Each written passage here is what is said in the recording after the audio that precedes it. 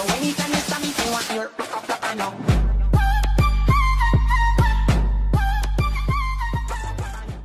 Comunicação é inteligência emocional. O céu não está em crise, Deus está no controle, eu creio em milagres e tudo posso naquele que me fortalece. Comunicação e inteligência emocional. 8 verdades sobre comunicação e inteligência emocional que você precisa saber. Vamos começar lendo alguns textos na palavra.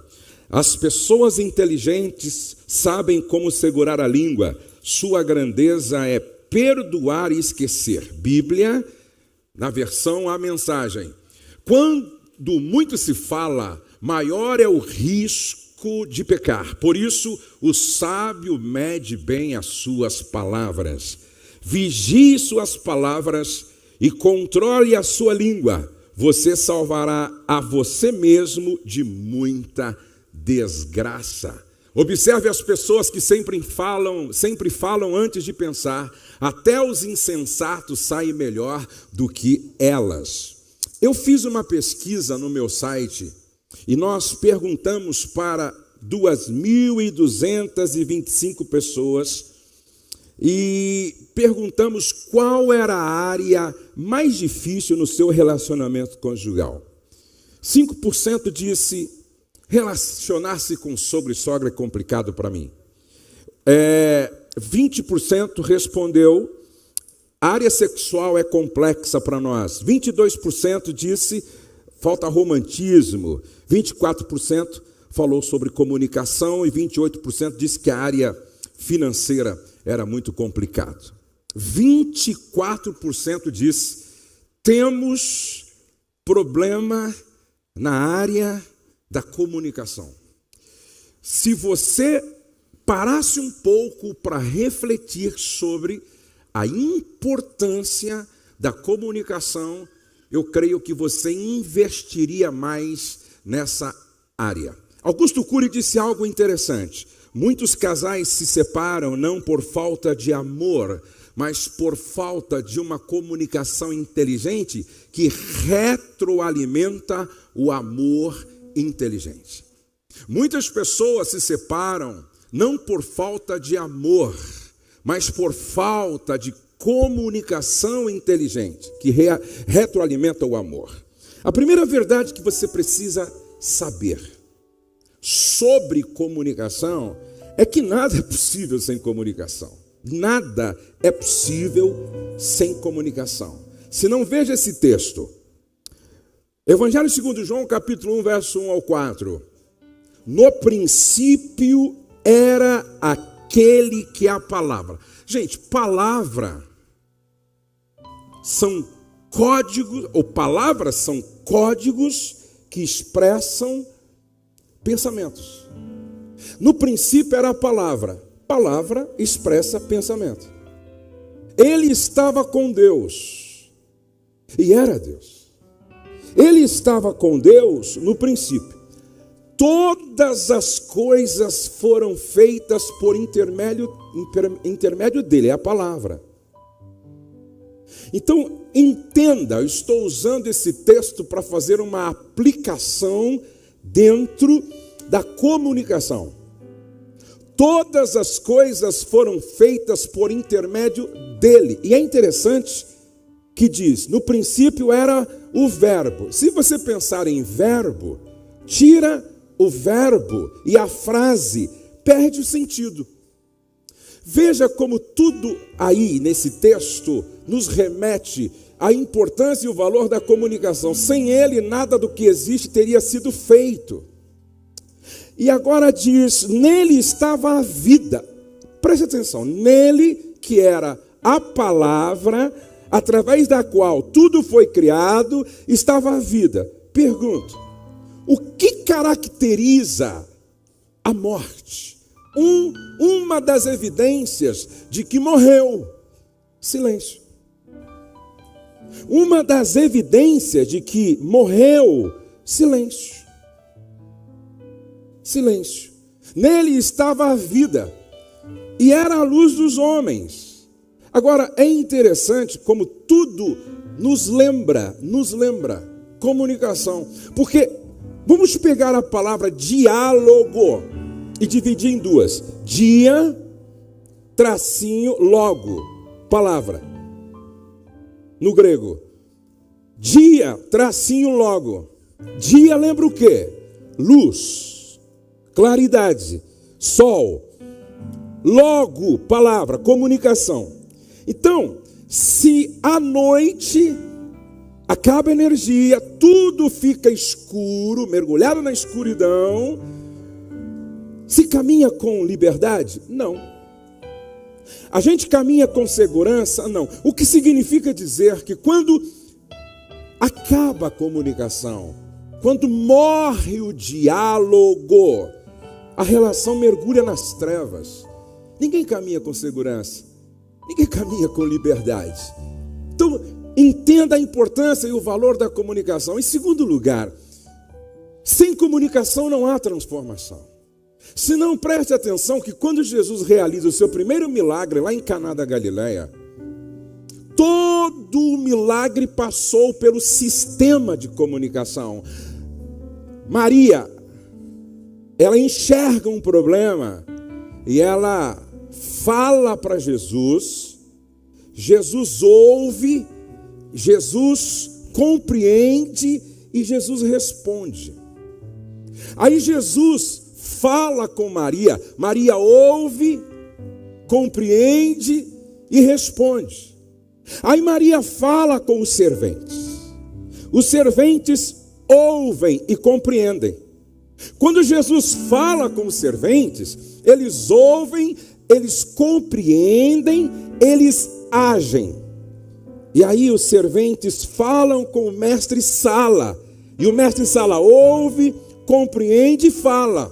Percebe? Guarde isso. Quando o diabo consegue, por algum motivo, levantar na sua casa a fortaleza do silêncio, não há mais transformação. Daí para frente haverá deformação.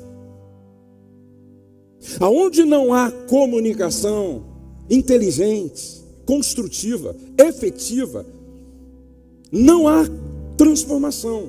O que há é deformação.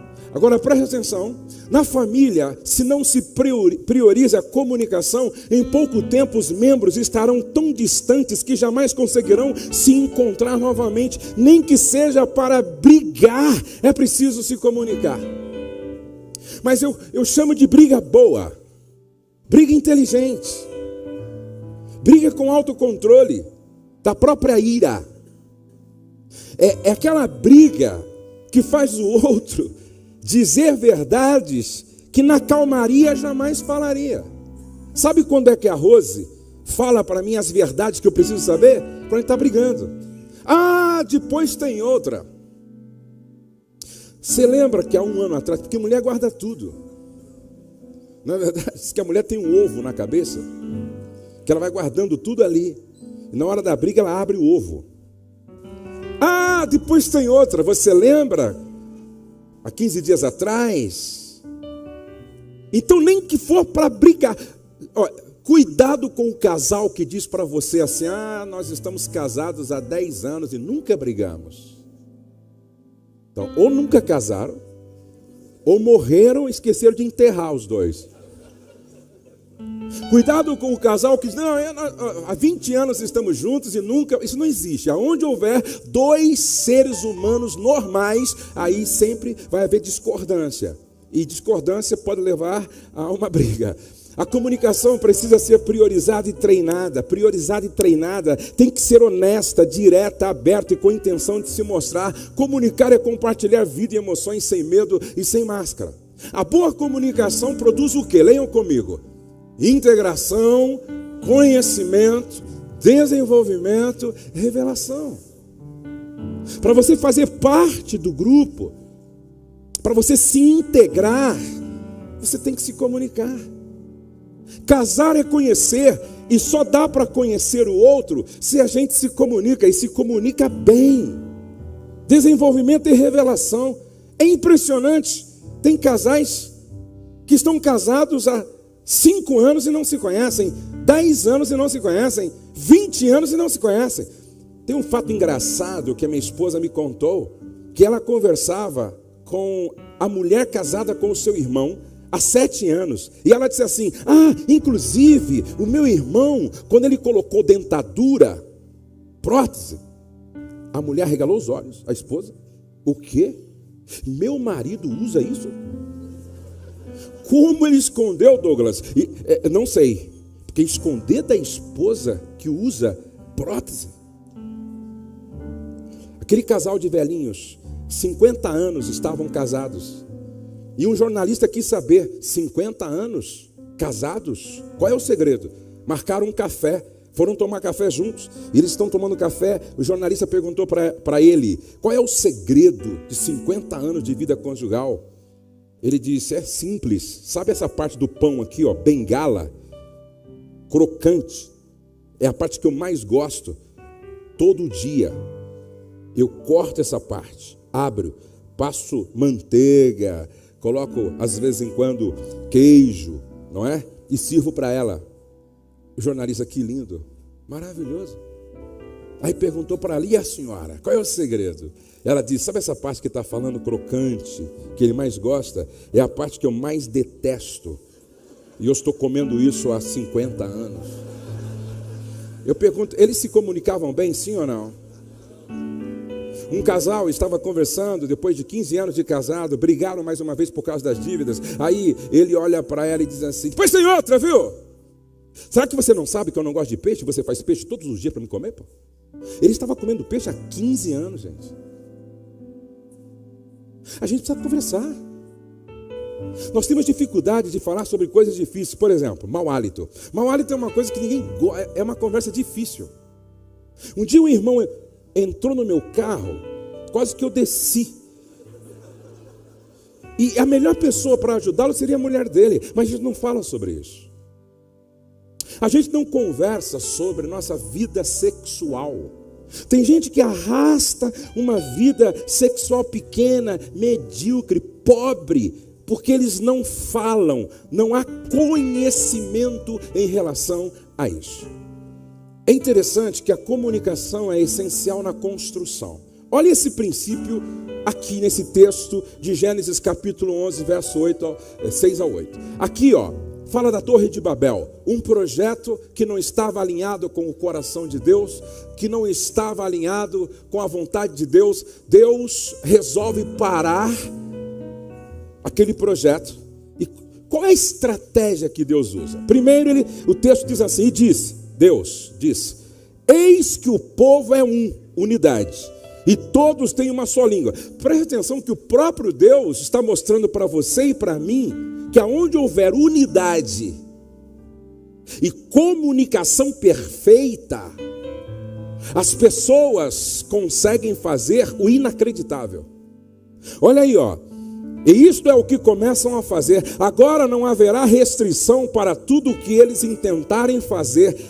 O princípio me diz, o espírito do texto está dizendo para nós, que se houver unidade, o povo é um, e comunicação perfeita, a força desse povo, ou dessa família, ou desse casal, é impressionante.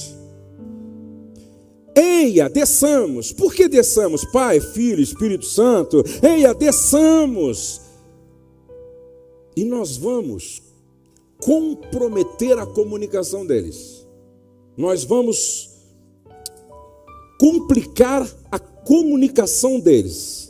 E confundamos ali a sua linguagem, para que não entendam um a língua do outro. Para que não entendam uma língua do outro. Assim o Senhor os espalhou dali sobre a face de toda a terra, e cessaram de edificar a cidade. Então preste atenção, que quando o diálogo, a comunicação fica comprometida, o processo de construção do seu projeto de vida conjugal e familiar cessa. Dá para você entender porque muitas vezes a gente percebe até uma presença maligna e diabólica confundindo a linguagem entre os dois. 5 chaves da comunicação com inteligência emocional. Amados, lá na nossa casa de recuperação de casamentos, nós já recebemos 1.074 casais. Eu afirmo, sem medo de errar, que 99% dos casais que lá chegam tem problema na área da comunicação e da inteligência emocional. Tem problema na área da comunicação e da inteligência emocional.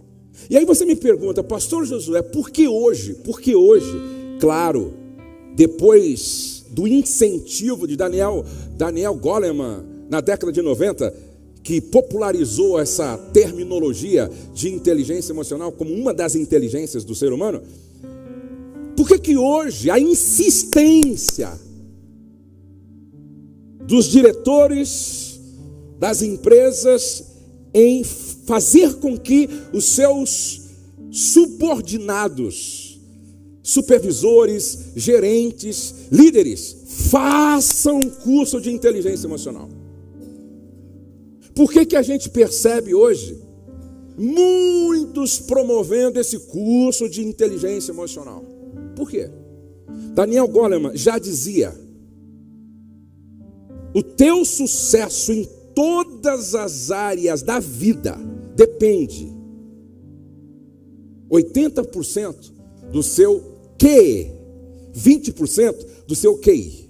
Ou seja, o teu sucesso em qualquer área da vida depende 20% do seu coeficiente intelectual, 80% do seu coeficiente emocional. Se todos os casais entendessem isso, nós teríamos muito menos problema. O que está faltando, muitas vezes, não é coeficiente intelectual, é coeficiente emocional. E isso é tão sério à luz das Escrituras que, por que Caim matou Abel? Inveja. Inveja tem a ver com o intelecto, com a emoção. Tem a ver com a mente que pensa ou a mente que sente. Presta atenção, inveja é uma questão emocional.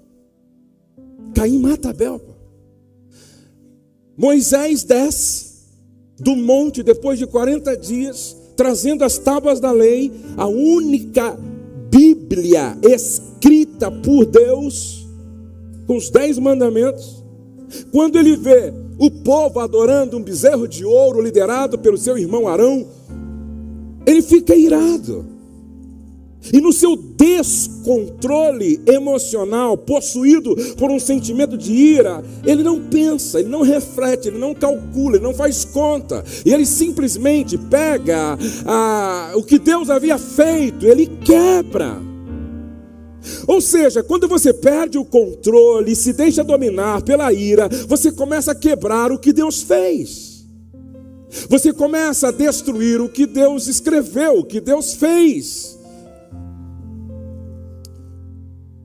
Você sabia que a morte de João Batista foi consequência do descontrole emocional de uma mulher? Herodias está cheia de ressentimento, e ressentimento é emoção. Ressentimento que leva a desejar se vingar é emoção. E ela pede a cabeça de João Batista através da sua filha para Herodes, e ela cala uma voz profética. Interessante. Davi é perseguido por Saul durante toda a sua vida. Saul só não matou Davi porque Deus o protegeu, Deus o guardou. Por quê? Ciúmes, dificuldade de aceitar o sucesso na vida de um subordinado. O ciúme o consumiu e fez dele um louco, perseguindo Davi. Ciúme emocional. Então preste atenção. Se você não souber lidar com as suas emoções, você não mata o seu irmão como Caim fisicamente, mas você mata ele aqui dentro. Ele não existe mais para mim. Se você não tiver controle das suas emoções, você começa a quebrar aquilo que é precioso e que Deus fez. Tem mulheres aqui sendo quebradas pelo marido, tem maridos sendo quebrados pela mulher, tem filhos arrebentados por causa da falta de controle dos pais. Se você não tiver controle das suas emoções, você é capaz de parar o ministério profético, a semelhança de Herodes, Herodias e a sua filha. Presta atenção. Então, estudar sobre comunicação e inteligência emocional não é um assunto qualquer, é um assunto muito sério. E é interessante que depois Moisés comete uma outra bobagem, era para tocar na rocha, ele bate na rocha e simplesmente Deus disse para ele: por causa disso você não vai entrar na terra prometida. Ou seja, quando você não tem controle das suas emoções, você pode perder aquilo que era a promessa de Deus para a sua vida. E ver os outros entrando e você para o lado de fora. 5 chaves da comunicação com inteligência emocional. A primeira é o que falar. A segunda é por que falar. A terceira é quando falar. A quarta é onde falar. E a quinta é como falar. A primeira é o que falar, tem a ver com o conteúdo, gente. É interessante que Paulo, escrevendo aos Efésios, ele disse o seguinte: tenha cuidado com a maneira de falar, nunca saia da boca de vocês nenhuma besteira ou baixaria, fale apenas o que é útil e que ajude os outros. Repete comigo: conteúdo. Outra vez, conteúdo. A pergunta não é verdade? É certo? A pergunta é, além de ser verdade, certo, devo ou não dizer? Porque isso tem a ver com o que falar. E aí, numa outra versão, Paulo diz assim: não saia da vossa boca nenhuma palavra torpe. Torpe vem de torpedo. Torpedo explode. E explode destruindo. Ou seja, não saia da vossa boca nenhuma palavra que exploda a vida do outro, que destrua o outro, que acabe com o outro. Conteúdo. Fale apenas o que é útil. Na outra versão mais tradicional, fale apenas o que edifica. Fale apenas o que constrói. Fale apenas o que contribui. E aí, isso eu faço um exercício na minha casa, principalmente de um tempo para cá, quando a gente vem lendo muito livro de provérbios, que realmente é uma sabedoria milenar quanto à inteligência emocional. Eu e a minha esposa, nós fazemos esse exercício. Às vezes eu estou tomando café com a minha esposa ou um chá da noite e vem aqui assim, ó, vem assim um assunto e você fala: mas é verdade, eu estou certo, e vem aqui, aí você faz uma última pergunta: vai edificar? Vai construir? Vai abençoar? Transmite graça? Vai contribuir para o momento ser melhor? Vai ajudar em quê? Não vai ajudar, não vai edificar, só vai estressar, vai dar confusão. Então você engole. Cadê a água aqui? Você engole. Entendeu? Você engole. E engole. De preferência vai no banheiro e faz xixi, para ir embora mesmo isso. Agora preste atenção, não é só o que falar, quando e onde falar. Porque às vezes é necessário falar. Às vezes você precisa falar, mas quando falar? A palavra certa no tempo certo é como a joia feita por encomenda. A palavra certa, no tempo certo, é como a joia feita por encomenda. E a repreensão do amigo na hora certa é como um anel de ouro no dedo. O grande problema é que às vezes nós falamos o certo, mas no lugar e na hora errada. Hora do almoço é sagrada, gente. Eu não gosto de discutir problemas na hora do almoço da minha casa. Eu não gosto de discutir algumas questões no café da manhã. Eu faço essa conta, eu faço essa autoanálise, eu pergunto para mim mesmo. Mas só que nós não éramos assim, isso que é legal. Eu e a Rose, nós não éramos assim, eu não era assim. De um tempo para cá, eu entendi o que Paulo escreveu em 1 Coríntios capítulo 13, verso de número 11. Quando eu era menino, eu entendi o que Paulo, presta atenção, quando eu era menino, eu falava como menino, sentia como menino, pensava como menino. Eu era imaturo, e por ser imaturo, eu era ignorante, estúpido, precipitado. Eu mais destruía do que construía. Eu mais amaldiçoava do que abençoava. Eu mais atrapalhava do que ajudava. Quando eu era menino, eu entendi.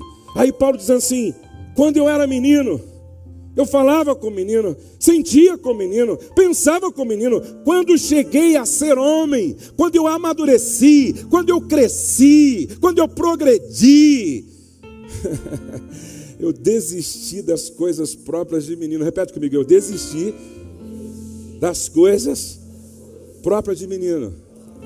Era assim, ó. O amor é paciente. Então Paulo estava dizendo assim, ó: quando eu era menino, eu não tinha paciência.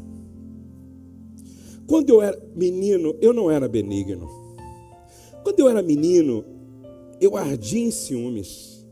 Quando eu era menino, eu era um estúpido soberbo. Quando eu era menino, eu me portava de forma inconveniente. Quando eu era menino, eu só pensava em mim. Na fila, no almoço é eu, no jantar é eu, no banco, olha para mim. Quando eu era menino, eu era egoísta, egocêntrico e me portava de forma inconveniente, procurando apenas os meus interesses. Quando eu era menino, eu explodia por qualquer motivo. Eu era capaz de brigar por causa de um botão, de uma bala, de um chiclete, de 50 centavos, 10 centavos. Quando eu era menino, eu era um causador de problemas. Quando eu era menino, eu tinha uma lista de ressentimentos e de mágoas. Tudo que fazia para mim, eu guardava. Quando eu era menino, eu vivia ressentido por causa do mal. Quando eu era menino, eu me alegrava com a injustiça, bem feito, tinha que quebrar a cabeça. Quando eu era menino, eu me regozijava com a mentira. Quando eu era menino, eu não sofria nada pelo outro, eu não queria nada em relação ao outro, eu me exasperava em função do outro, eu não suportava nada em relação ao outro. Aí ele amadurece. E quando ele amadurece, se torna homem. Quando ele cresce, progride, avança. Quando ele deixa de ser filhinho na maturidade. Quando ele deixa de ser jovem na maturidade, se torna pai. Ele diz: agora eu entendo. O amor é paciência. O amor é benigno. Agora eu entendo, o amor não arde em ciúmes. Pô, agora eu entendo, o amor não se ufana, não se ensoberbece, não se conduz inconvenientemente. Pô, agora eu entendo que o amor não procura seus interesses, coloca o outro sempre na frente, porque é paciente com o outro, é benigno com o outro, não arde em ciúmes em relação ao outro, não se ufana em relação ao outro, não se ensoberbece em relação ao outro, não busca os seus interesses, mas dá sempre o primeiro lugar para o outro, não se exaspera. É calmo, manso, tranquilo, não se ressente do mal, não tem lista de ressentimento, aprendeu a perdoar, não se conduz de forma inconveniente, não procura seus interesses, não se alegra com a injustiça, mas regozija-se com a verdade, tudo sofre, tudo crê, tudo espera, tudo suporta. Será que Deus não te trouxe aqui para te fazer uma pergunta: quando é que você vai virar homem?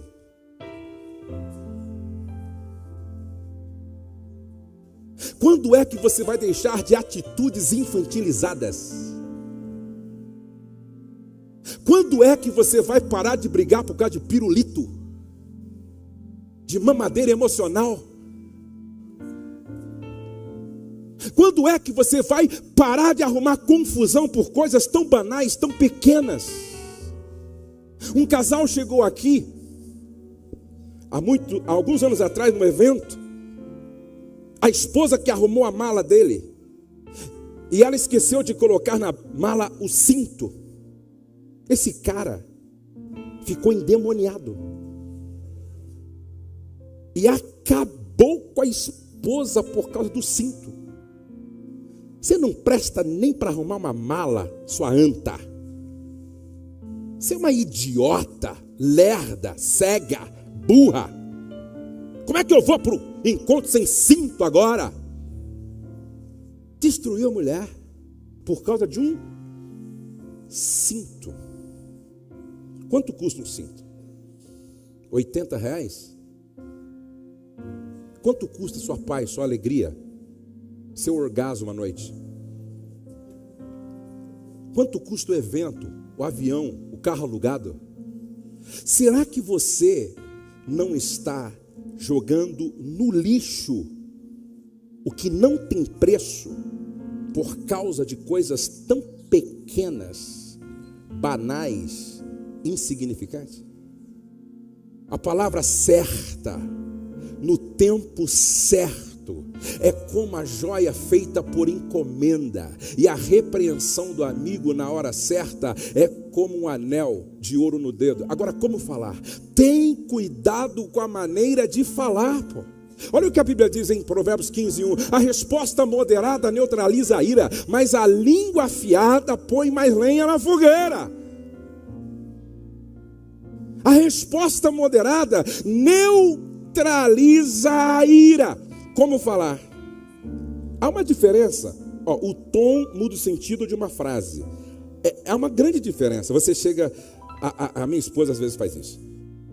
Ela me chama de ladinho e me dá uma bala. Quando ela faz isso, eu já entendi a mensagem codificada. Você está com mau hálito. Então ela pega uma bala, me chama ao lado, chupa essa bala, não precisa falar mais nada. Isso é inteligência emocional. Isso é equilíbrio, não é? Aí, tem esposa, sabe o que ela faz? No meio de todo mundo. Que bafo de onça é esse, meu? Faz 3 dias que você não escova esse dente, pô? Sabe que não é tártaro, não? Uma coisa, gente, é você dizer assim: te amo. Outra coisa é: te amo, pô! Quer que eu diga outra vez? Te amo! O tom muda o sentido da frase. Tem pessoas que não conseguem muita coisa porque não sabem falar da forma certa. Eu tenho um amigo no Rio de Janeiro. Ele é um carioca nato. Tem carioca aí? Tem flamenguista aí? No final vai ter o apelo. Vocês não percam a oportunidade de conversão. Tem corintiano aí? Tem corintiano? Vai ter apelo para vocês também. Agora tem São Paulino aí? Tem São Paulina? Vocês estão na Bíblia. Foi o São Paulo que escreveu a maior parte do Novo Testamento. Brincadeira, gente. Vai tudo para o céu se tiver convertido. Vai tudo para o céu. Agora presta atenção. Esse meu amigo é taxista, ele é pastor. E aí ele falou que um dia a esposa dele chegou para ele e disse assim: pois tem outra, viu? Se você não trocar essa semana essa porcaria de sofá, até o final de semana, quando você chegar em casa um desses dias, vai estar queimado isso aí. Está pegando fogo no quintal. Troca essa desgraça aí, pô. E ele é bem tranquilão assim, né? Ele olhou para ela assim e disse assim: você sabe que eu te amo, né? Vou morrer do teu lado. Casamento para mim é um só. Eu não largo de você. Só vou dizer uma coisa para você. Se você queimar esse sofá, nunca mais entra sofá nesta casa. A gente morre junto, mas no chão da sala. E você me conhece. E aí dormiram mal pra caramba, porque se dão bem, mas dormiram mal. Aí quando ele voltou no outro dia do trabalho, ele disse: Josué, eu entrei em casa orando, nem fui no quintal. Ele passou assim na sala, estava ali, falou: graças a Deus. No outro dia, o sofá estava lá. No outro dia, graça. Aí fizeram a paz e tal. Passa um mês, 2 meses, 3 meses. E ele falou: Josué, e o tempo financeiramente para mim era difícil, complicado, cara. Estava duro. Aí ela liga para ele. 2 horas da tarde, ele trabalhando lá no Rio de Janeiro, não é? Cidade maravilhosa, muito trânsito, e ele taxista. A mulher liga: meu amor, vem para casa mais cedo. Sabe de uma coisa? Vem agora para casa, meu amor. E vem quente, porque eu estou fervendo. Ele falou: Josué, sabe de uma coisa? Eu larguei tudo, meu. Larguei, fica esses clientes para lá, vai para casa. Era longe. E ela disse: vem, porque eu já estou preparando algo para a gente comer, bem gostoso. Vamos ter um tempo nosso hoje. Ele foi, chegou em casa, ela toda banhada, cheirosa, produzida, mesa posta, banho dele pronto. Aí ela disse: vai tomar banho, meu amor, o banho está pronto. Aí ele foi, voltou, e aí comeram aquele prato delicioso que ela preparou romanticamente. E conversa vai, conversa vem. Que clima gostoso, uma música, não é, de fundo musical, de fundo, né? Música de fundo. E aí, romântica. Aí, claro, fogo pegou, avivamento aconteceu. Depois que eles tiveram aquela plenitude orgástica, relaxaram. E naquela boa conversa pós-sexo, pós-coito, ela disse: meu amor,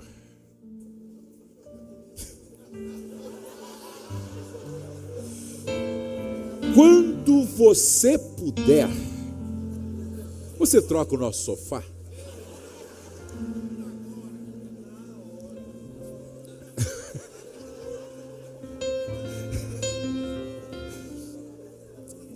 Ele falou assim: Josué, eu estava duro, cara, estava duro. Eu falei: vou ter que fazer um milagre. No outro dia pela manhã, eu todo assim, macho. Eu falei: não vou trabalhar hoje pela manhã, meu amor. Se apronta, nós vamos comprar esse sofá.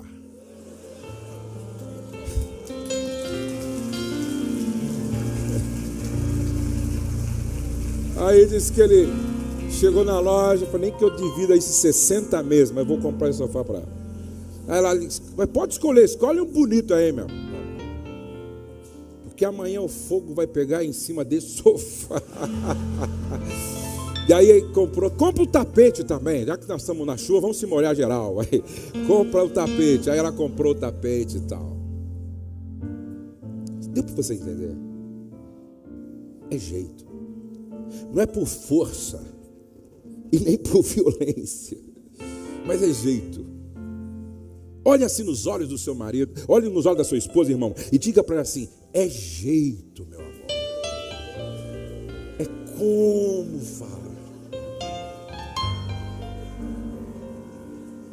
Veja só, quando a gente fala com inteligência emocional, não vem só o sofá, vem a pintura da casa. Não vem só a pintura da casa, vem a troca dos móveis. Não vem só o sofá, vem a troca do carro. Não vem só o sofá, Seu marido, irmã, vai para a igreja com você. Marido é jeito.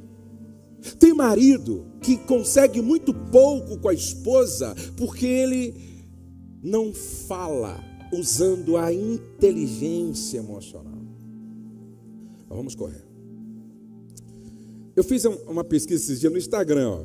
Eu fiz uma pergunta assim, ó, não sei quantos responderam de verdade, mas olha, marido, sua esposa fala o certo na hora certa, na forma certa, no lugar certo, ela tem equilíbrio emocional? 1.631 pessoas responderam, 37 disse sim, 63% disse não. Agora eu fiz a mesma pergunta para as mulheres. E aí, esposa, seu marido, é seu marido lá, fala o certo na hora certa, da forma certa, no lugar certo, ele tem equilíbrio emocional? 33.631 maridos, esposas responderam. Está errado, esposa. 49 mulheres disseram sim, 51% disseram não. Quem não sabe ouvir jamais saberá se comunicar. Preste atenção. Responder antes de ouvir, além de tolice, é pura grosseria. Responder antes de ouvir, além de tolice, é pura grosseria. Olha o que a Bíblia diz. Amigos, nunca se esqueçam. Aprendam a ouvir primeiro e falar depois. Não deixem que a ira tome o controle. Quem se deixa dominar pela ira não faz a vontade de Deus. Ouvir é uma arte a ser aprendida. Amar é ouvir com o coração do outro. O caminho para o coração da família se faz pelo ouvir. Ouvir é reconhecer o valor do outro. Ouvir é tentar entender o sentimento do outro. Ouvir é prestar atenção ao que acontece com o outro. Ouvir é deixar o outro falar tudo o que sente, sem interrupção e sem autodefesa. Por que a gente, na maioria das vezes, não ouve? Porque a gente não está na conversa 100% presente para o outro. Presta atenção. Nós temos dificuldade de estar presente 100% para o outro. Com frequência, a gente divaga. Vocês sabiam que o homem consegue, a mulher consegue prestar atenção fixamente. Quando um homem fala, até 15 minutos, ela consegue ficar 15 minutos conectada sem distrair. Sabe quanto tempo um homem consegue realmente assim, ficar conectadíssimo sem distrair? 5%.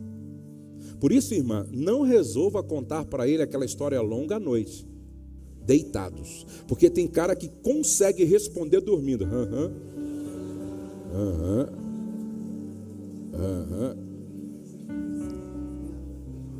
Quem não sabe ouvir com o coração jamais saberá compreender o seu cônjuge. Quanto maior for o nível de confiança, melhor será a comunicação. Quem anda em integridade anda seguro. Essa nova vida traz mudança, chega de mentiras, chega de fingimento. Falem a verdade, no corpo de Cristo estamos antes de tudo conectados uns com os outros. Se você mente para alguém, está mentindo para você mesmo. A frase mais triste de ser ouvida por uma esposa ou por um marido é: eu não confio em você. Eu vou dar um pulão aqui, só para a gente ganhar tempo, ok? Compreender as diferenças entre o homem e mulher facilita a comunicação. O Cláudio ontem, ele foi muito feliz. Ao falar de algumas diferenças e como é necessário a gente compreender. Para mim, talvez, aqui está o grande segredo para se construir uma relação conjugal que seja saudável, sustentável, duradoura. É você compreender as diferenças. Deus, portanto, criou os seres humanos à sua imagem, e a imagem de Deus os criou macho e fêmea. Repete, macho e fêmea. Olhe para cá. Vamos pensar lá naquela situação de Eliseu, quando foi com os moços cortar madeira à beira do Jordão para ampliação do espaço. O cara estava usando o quê? Um machado. E de repente ele grita: ai, meu senhor, porque era emprestado. O machado é formado por uma peça de ferro que é a fêmea, e pelo cabo, que é o macho. E é quando os dois se conectam que se torna uma ferramenta útil no processo de construção. Então, ferro, fêmea, ish, no hebraico. O cabo, a madeira, o macho, certo? É ish e isha, fêmea e macho. Então, essa conexão é que faz da ferramenta, faz com que a ferramenta seja útil. Quando é que a ferramenta deixa de ser útil? Quando desconecta, divórcio. Agora, pergunto, para que seja uma ferramenta muito útil, o cabo tem que estar conectado com a fêmea, sim ou não? Sim. Agora, pelo fato de haver uma conexão entre a madeira com o ferro, eles perderam a natureza de cada um. Cada um perdeu sua natureza, sim ou não? Não. O ferro continuou sendo ferro. A madeira continuou sendo madeira. Ou seja, casar não significa que eu deixo de ser quem sou em detrimento da felicidade dela, ou ela deixa de ser quem é em detrimento da minha felicidade. Casamento não significa o sepultamento da identidade, da personalidade, do temperamento. Não, gente. Não, presta atenção. O ferro continua sendo ferro. E a madeira, o cabo, continua sendo madeira. O que a gente precisa entender? Que ferro é diferente de madeira, madeira é diferente de ferro. E é exatamente a conexão dos dois que faz com que se forme uma ferramenta poderosa no processo de construção, no caso do Eliseu, de ampliação do espaço.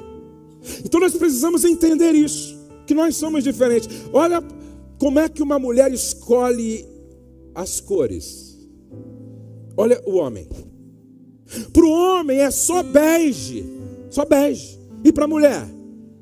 É bege, marfim, creme e palha. E não, irmão, não tenta convencer ela. Você vai ter problema.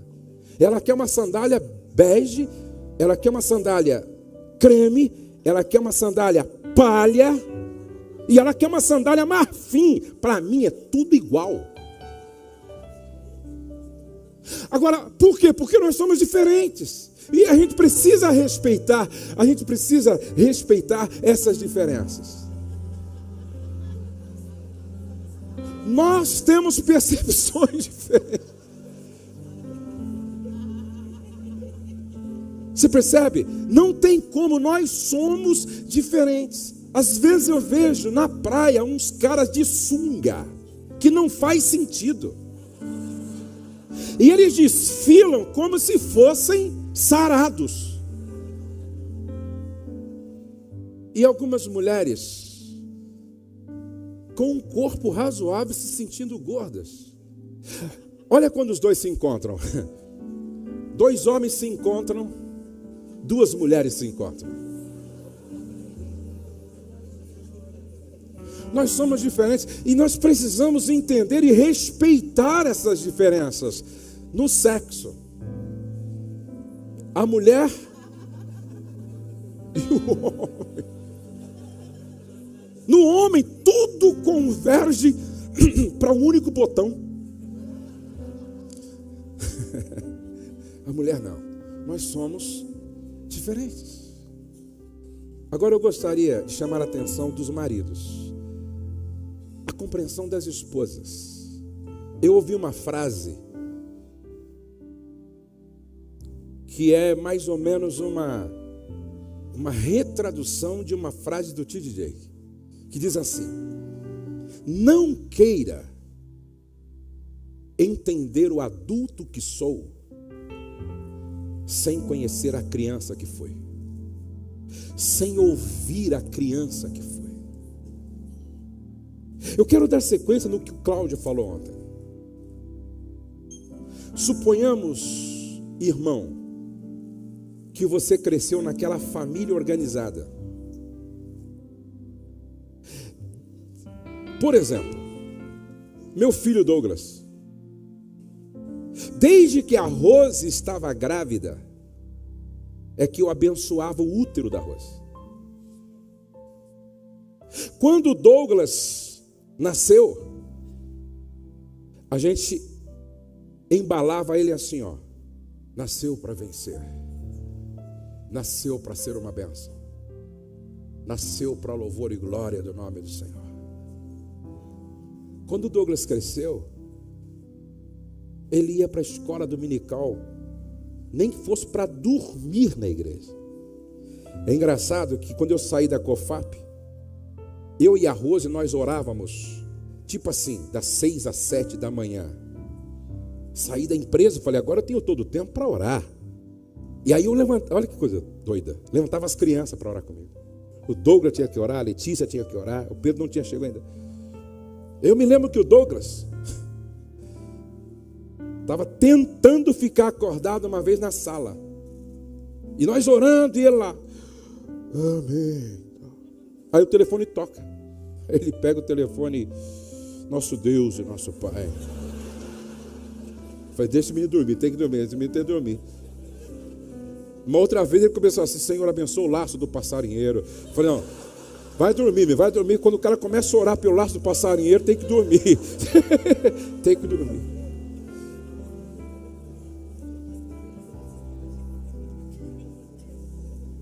Aí, a Letícia, o Douglas, o Pedro cresceram nesse ambiente. Cresceram nesse ambiente.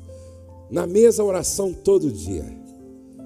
Eu chegava em casa e perguntava, qual salmo vocês decoraram? E aí tinha que decorar todos os livros da Bíblia. Gênesis, Êxodo, Levíticos, Número, Deuteronômio, Josué, Juízes, Ruth. Os 4 evangelhos, Mateus, Marcos, Lucas, João. As epístolas, isso era um exercício. Aqui tem o show do Biblião. Entendeu? Douglas nunca me ouviu, acho que falar um palavrão. Eu nunca chamei em casa ninguém de besta, anta, vaca, idiota, nunca. Aí o Douglas cresceu nesse ambiente. Vamos supor, irmão, que você tenha crescido também nesse ambiente. Mas e a sua esposa? Que não é o caso da Valéria.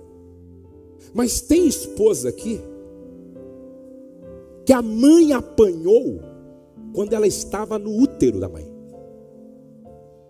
Um dia um casal me disse assim, uma mulher, pastor, enquanto eu estava dando à luz a minha filha, meu marido estava transando com outra no motel. Aí essa menina nasce, deveria ter nascido morta, diz o pai. É um problema. Não sei porque você não abortou. Aí cresce debaixo dessas ministrações malignas, uma confusão. A mãe sem juízo, o pai um bêbado. Quando ela está com 12 anos, ou 10 anos, o pai vai embora. A mãe fica só. E essa menina vai crescendo. Só Deus sabe como. Com 20 anos ela se converte. 21 anos conhece esse rapaz da família religiosamente equilibrada. Ela com 22, ele com 23 se casam. Ele não pode exigir dela aquilo que ela nunca recebeu, e ele recebeu desde o ventre. Ele não pode cobrar dela o mesmo nível de maturidade, de percepção espiritual, de fé. Por isso que o casamento precisa ser visto como escola, onde os dois se matriculam para aprender a ser o que nunca foram. Por isso que o casamento tem que ser um espaço terapêutico, curador, onde um tem que ser para o outro agente de cura e de transformação.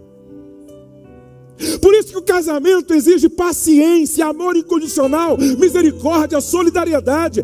Antes de você ficar questionando, inconformado, brigando por causa do comportamento não muito conveniente dela ou dele, que tal você conhecer a história por trás desse comportamento para entender que na verdade Deus colocou ele do teu lado para você ser agente de cura. Deus colocou ela do teu lado para que ela fosse agente de cura e você agente de cura para ela.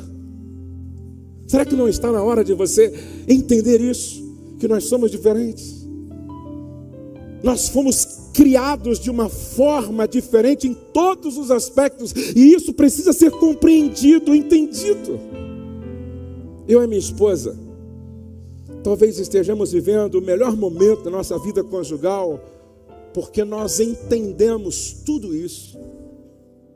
Nós entendemos a importância de falar o certo, na hora certa, no lugar certo, da forma certa. Nós entendemos que a Rose veio de uma família diferente da minha, eu vim de uma família diferente da dela. E o que é bom, a gente preserva. O que não é bom, a gente coloca do lado.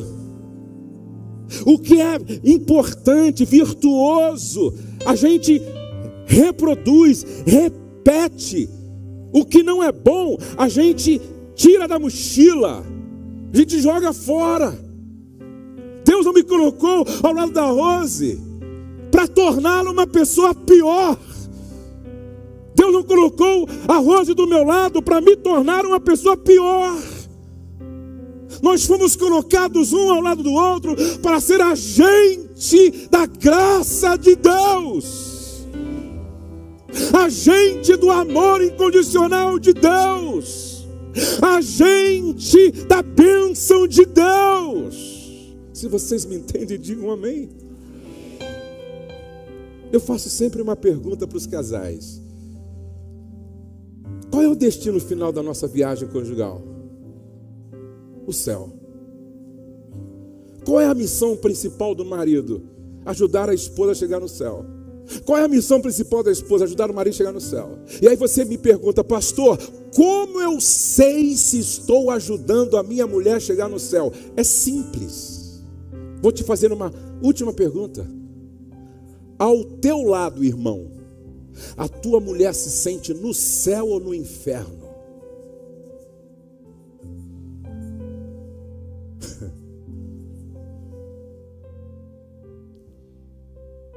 Ao teu lado, irmã, o teu marido se sente no céu ou no inferno? Porque se o teu marido ao teu lado se sente no céu, você está ajudando ele a chegar no céu. Se ao teu lado a tua mulher se sente no céu, é porque você está ajudando ela a chegar no céu. Termino. O homem fala para se afirmar e resolver problemas, a mulher fala para se relacionar. O homem é lógico e racional, a mulher é emotiva. O homem é prático, a mulher é detalhista. O homem faz uma coisa por vez, a mulher faz várias coisas ao mesmo tempo. O homem vê com os olhos, a mulher com os olhos e as mãos. Pega para mim, por favor, pega para mim 70 pares de sapato. Depois que ela pega todos para ver, ela diz para o cara: depois eu volto. O homem é visual e a mulher auditiva. Como lidar com a raiva para não comprometer a comunicação? Ô Elias, vem aqui você com a Idarina, por favor. Me ajudar nessa ilustração aqui. Veja só. Quais são os 6 pilares da inteligência emocional? Fica aqui, Elias, assim, fica você aqui, desculpa, ela fica aqui, você fica aqui, ó. Fica aqui assim, olhando para mim aqui, Elias, isso. Quais são os 6 pilares da inteligência emocional? Autoconhecimento, autocontrole, empatia, inteligência social, automotivação e capacidade de perdoar. Presta atenção. Autoconhecimento. Se você não conhecer suas próprias emoções, se você não conhecer quais são os gatilhos que, quando acionados, provocam em você uma tempestade emocional, você não consegue corrigir isso, controlar isso. Autoconsciência, autoconhecimento. Paulo fala de autocontrole, domínio próprio. Empatia é essa capacidade de colocar no lugar do outro. É interessante que misericórdia é a junção de duas palavras: miséria e cardia, coração. Então misericórdia é colocar o coração na dor do outro. Jesus, filho de Davi, tem misericórdia? Coloca o seu coração na minha dor. Compaixão é se colocar no lugar do outro para sentir o que o outro está sentindo. Empatia. Presta atenção. Aqui está, ela não vai chamar Idalina agora, vai chamar estímulo. Diga estímulo. Outra vez. Mais forte. Ok. O Elias não vai chamar Elias, ele vai chamar resposta. Diga resposta. Qual é o nome dele? Qual é o nome dela? Então presta atenção. Entre o estímulo e a resposta existe um espaço. E aqui mora a sua liberdade para decidir qual a escolha ou qual a resposta que você vai dar. Você foi estimulado e agora você tem que dar uma resposta. E aqui, ó, aqui mora a sua alegria ou tristeza. Aqui mora a sua desgraça ou a graça. Aqui mora a maldição ou a bênção. Aqui mora a felicidade ou a infelicidade. Aqui mora a glória ou a vergonha. Preste atenção. Você foi estimulado e precisa dar uma resposta. E aqui você tem a liberdade. Isso aqui é inteligência emocional. Por exemplo, eu falei para minha esposa assim: dá uma olhadinha, Rose, para mim aí no horário do voo. E ela olhou: não, Josué, Viracopos, 9 horas. Falei: legal. Aí levantamos cedo, pegamos o carro e fomos para o Viracopos. Quando eu chego lá, eu digo: Rose, confirma o voo aí. Ela abre o WhatsApp e diz: Jô do céu, não é Viracopos, é Guarulhos. Já era. O que você faz numa hora dessa, irmão? O que você faz?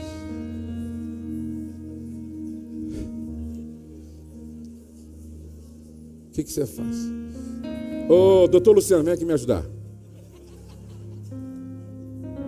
Presta atenção. Isso aqui funciona, gente, porque tem funcionado comigo muito. Você, nesse espaço aqui, ó, você tem que criar uma tecla. Vem aqui, Luciano. Você tem que criar uma tecla. Sabe qual é a tecla que você vai criar? Não vai chamar Luciano, vai chamar pausa. Vai lá. Eu aperto e você fala pausa. Pausa. Não, essa pausa está muito rápido, está muito rápido. Tem que ser assim, ó, pausa, para dar tempo de contar até 10. Pausa. Vamos lá.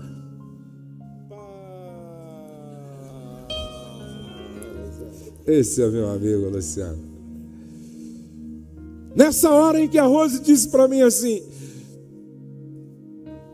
perdemos o voo. Não sabemos se tem outro voo e tem uma conferência nos esperando.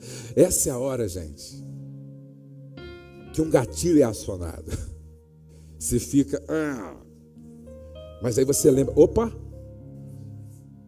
Pausa. Aí você conta: 1, Senhor, ajuda a minha mulher. Aí você conta: 2, me dá da tua graça, Senhor. 3, bem-aventurados mansos, porque eles herdarão a terra. 4, a resposta branda anula a ira. 5, quem não erra? 6, o amor é paciente. Tudo sofre, tudo crê, tudo espera. Não tem problema, irmã Rosemary. Eu estou no avião, né? Eu estou no avião e aí eu sempre durmo no avião. Aí eu entrei no avião logo pela manhã, aquela jovem senhora chacoalhou bastante aquela garrafa de refrigerante e quando ela abre vai pá! E eu dormindo, só caiu em mim. Aí eu acordei assim: meu Deus, tá chovendo no avião, tá chovendo no avião, tá chovendo no avião. Eu fui estimulado. eu preciso dar uma resposta. Agora, que resposta eu vou dar para a aeromoça? Aí você aperta a tecla pause. Aí você conta: Senhor, converte essa mulher. Me ajuda, Senhor. Eu carrego um nome que está acima do meu nome. Esse nome é de Jesus. Eu não posso comprometer a reputação do Evangelho, Senhor. E se essa menina estiver na igreja, quando estiver pregando? Quem não erra? Perdoai-vos uns aos outros, como Deus em Cristo vos perdoou. Muda tudo. Qual é a tecla que você vai apertar? Pausa. E olha que eu melhorei, porque não era assim. O Douglas, a Letícia, o Pedro, a Rose, lembra de como eu era. Quantas vezes eu expus minha esposa à vergonha? Quantas vezes eu expus meus filhos à vergonha? Quantas vezes eu não morri porque Deus me guardou no trânsito? Quantas vezes, não faz algum tempo atrás, alguns meses atrás, eu chamei meu genro, o Felipe, e disse: eu quero te pedir perdão. Por quê, pastor? Você trabalhava comigo, e quantas vezes eu tratei você com muita falta de equilíbrio emocional? Me perdoa, cara. Quando eu era menino, eu falava com o menino, eu sentia como menino, eu me comportava como menino. Mas depois que eu me tornei homem, eu deixei as coisas de menino, porque eu entendi que o amor é paciente, o amor é benigno, tudo sofre, tudo crê, tudo espera, sabe contar até 10, para que Deus seja glorificado. Interessante que eu entrei no avião esses dias, ô Luciano, e eu não era assim, Luciano. Eu sempre compro aquele espaço mais. E quando eu entrei no avião, tinha uma senhora sentada no meu lugar, Vidarina. E aí eu disse para a aeromoça: ó, meu lugar. Ela disse: aquela senhora está com um problema de saúde, o senhor poderia sentar lá atrás? E era longe o voo. Eu disse: sem problema. Onde você quer que eu sente? E aí ela disse: espera um pouquinho que eu ver se eu arrumo um lugar melhor para o senhor lá atrás. Aí eu fiquei ok. Aí eu peguei meu telefone e fiquei olhando assim, mas tranquilo mesmo. E eu mesmo pensando comigo: Luciano, me converti, cara. Deus está fazendo uma grande obra. Aí ela olhou assim e falou: por que o senhor é assim? Se todos os passageiros fossem assim, o mundo seria um pouco melhor. Deus foi glorificado naquele dia. O diabo foi envergonhado. E o Espírito Santo continua produzindo em mim as virtudes do seu fruto. Vamos aplaudir ao Senhor pela pausa, pelo estímulo e pela resposta. Deus abençoe. Fique de pé, por favor.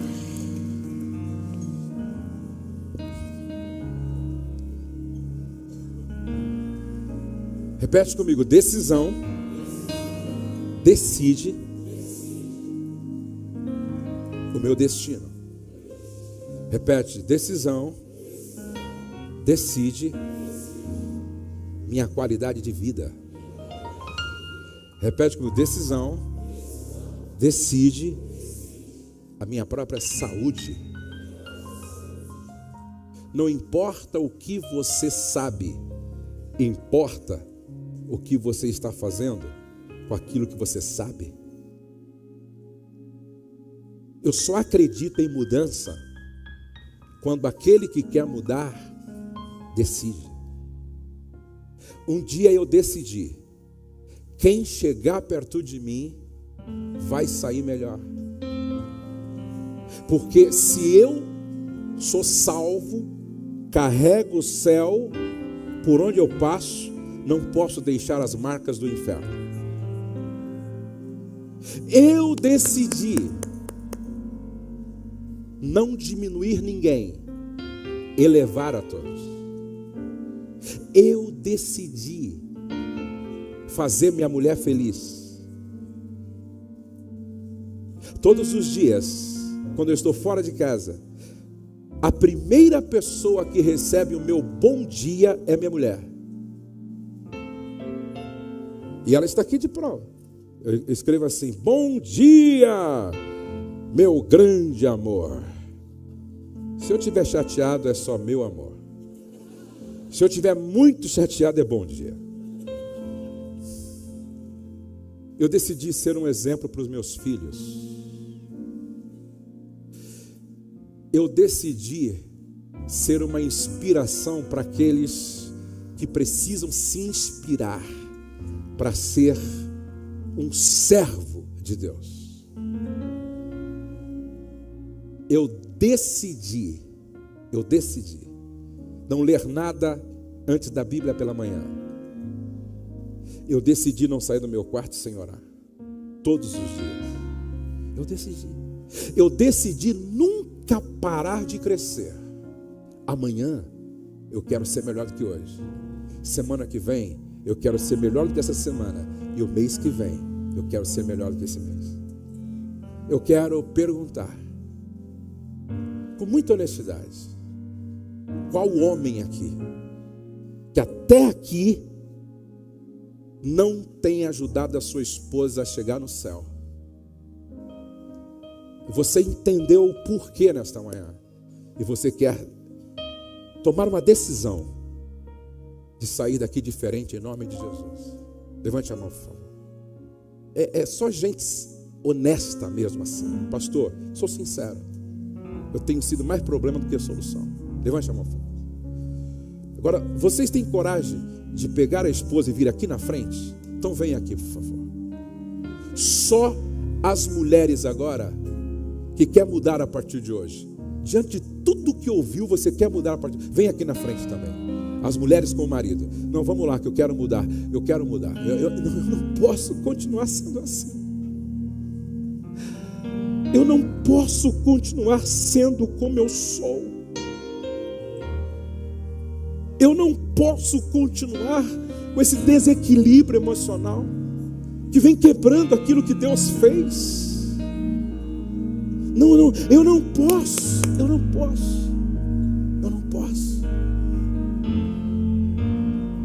Coloque a mão no ombro da sua esposa.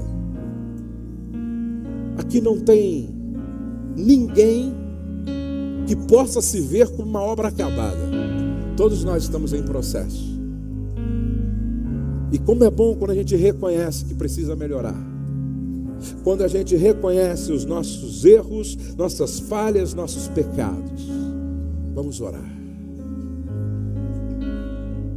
Peça perdão. Pai, nos perdoa.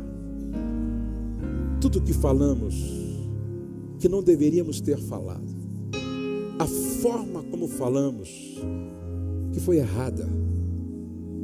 As palavras que proferimos que mais destruiu do que edificou. Falamos na hora errada, da forma errada, no lugar errado.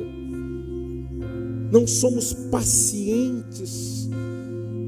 Falta-nos domínio próprio muitas vezes, essa virtude do fruto do Espírito. Perdoa-nos. Perdoa as feridas que provocamos na alma do outro. Perdoa as feridas que provocamos na alma dos filhos. Aplica em nós o poder da graça transformadora. Aplica em nós o poder do sangue vertido na cruz do Calvário. Que a tua palavra processe em nós cura e libertação. Enche-nos do Espírito Santo, para que a gente possa viver a realidade do Evangelho no nosso comportamento no dia a dia, dentro e fora de casa. Que nós sejamos luz do mundo e sal da terra, onde quer que nós estejamos. Glorifica o teu nome nas nossas atitudes e no nosso comportamento. E que nesta manhã haja com versão